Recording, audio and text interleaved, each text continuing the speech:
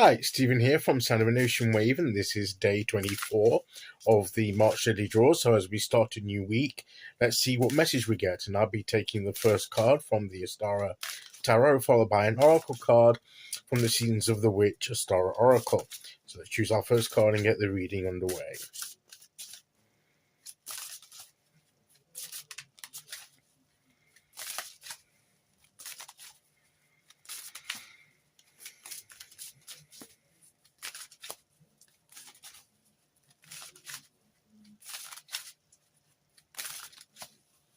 Okay, here we go.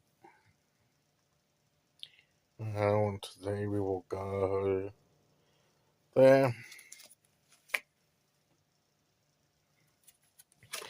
And we have the High Priestess card. Beautiful High Priestess card there. It's actually the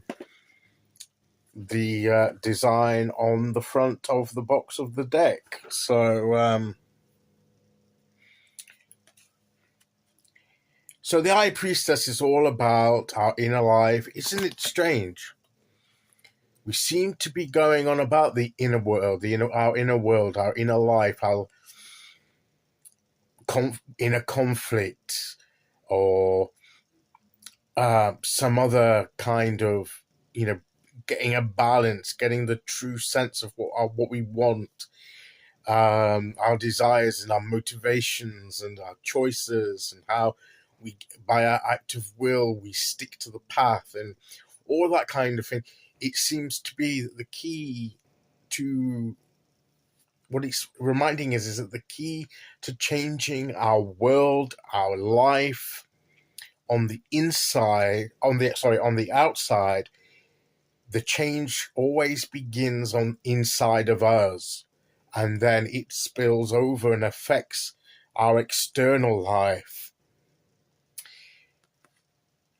And the main word I always get when I see the High Priestess card, which is, yes, it's all about spirituality, our spirit, it's about spiritual knowledge, our spiritual path, our learning, and so forth, and the connection between the unseen world, the spirit world, and the physical world, and the bridge between the two, and all of that is correct. But the main word I get always with this card is the word intuition, because to me, we're following that inner voice. The knowledge, the bridge between the spiritual and the physical world, that is through our inner self, right? That's where the bridge is, right? It's within us.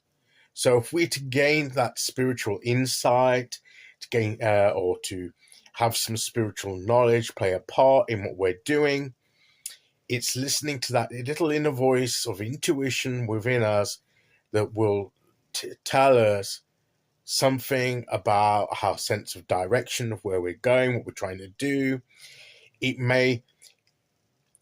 We may have a feeling about something that it's nothing we can see external, or any signs of anything on the external sort of viewpoint as we look around, as we listen to things and watch things. But there's something within us that's telling us something. There's something that we don't see physically, but we know it's there.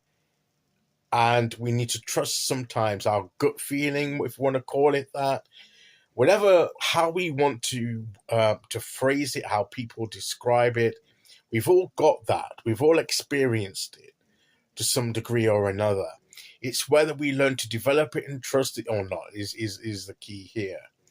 And maybe it's what this is saying is maybe we need to trust our gut feeling, our intuition, maybe more than what we do already. Maybe we need to build confidence in that inner voice, and maybe we struggle to hear that inner voice. Well, that comes by being still. That comes by quietening out the distractions and going within ourselves.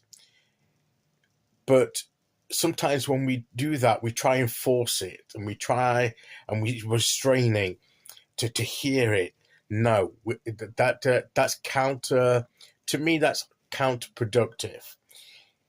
That the more we try, the less we succeed in that, because the key to it is to let it just come through, is to still ourselves as much as we can, and that's hard. That's easier said than done.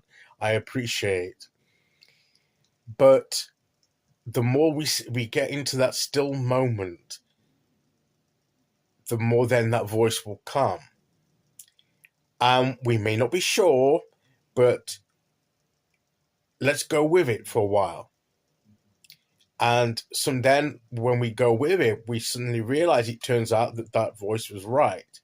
So next time when we hear something with our inner voice, I'm not talking about hearing voices in your head. I'm talking about, it's more of a feeling than an actual voice. We say it's a voice, but it, I mean, some people may hear voices or whatever. I'm not going into that. I'm not going into clairaudience or anything like that. I'm not going to go onto that topic. I'm not saying I'm against it. I'm not saying I'm for it. It's irrelevant, because this is not what we're talking about. That's a different gifting. That's a different thing. This is more to do with that. I'll say a gut feeling is perhaps more descriptive. It's like an impression, a feeling of a sense of something within. It's almost, can almost have a physical sensation to it as well. I know when I've had it, when it stopped me, it's been like a warning not to go down a certain path or go to a certain place.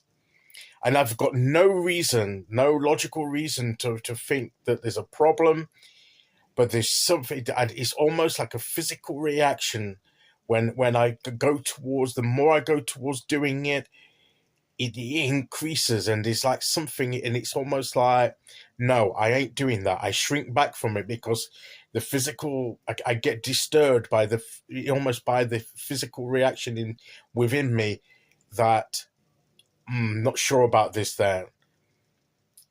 And there have been times when I found out why afterwards. There are times when I still don't know why, but I trust that it was to protect me from something, and I put my trust in it.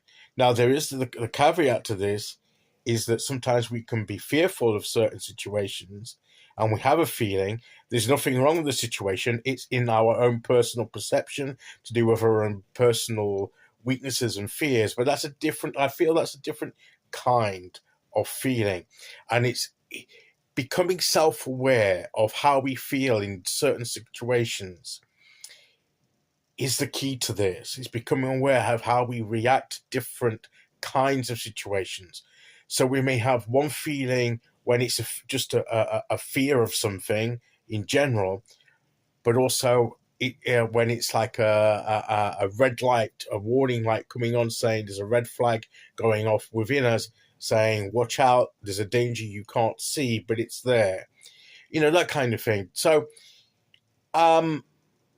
it's learning to get to know ourselves and our feelings and our bodies and what that tells us, because we can be our own best source of information if we know how to listen to our bodies, our physical reactions, our emotional reactions, our mental, our mind, etc. And I do believe that we have all kinds of senses that give us important information should we put our trust in it.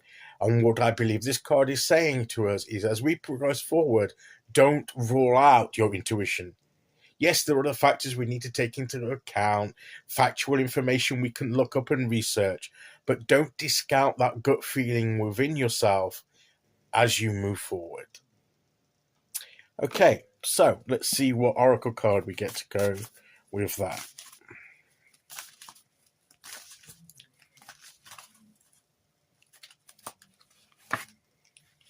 Primrose, be still. Interesting, relaxing here amongst the primroses. And I'm sure that the primrose is symbolic of something. Without looking in the guidebook, I can't remember how. I'm not going to do that. Be still and pave the way for all that you have desired. So in order to move along our journey of creativity and bringing into reality the things we desire, be still and pave the way. We will get it's be still to get that voice, to get that intuitive sense of direction of how to proceed, of how to go about manifesting that which we have put our desires upon. Trust that inner voice or gut feeling or intuition, whatever you want to call it. Trust in yourself that you will be able to pave your way forward. Okay, so that is today's message. I'll be back tomorrow with day 25. Until then, thank you for listening. Take care, everyone, and I'll see you all again very soon. Okay, bye-bye.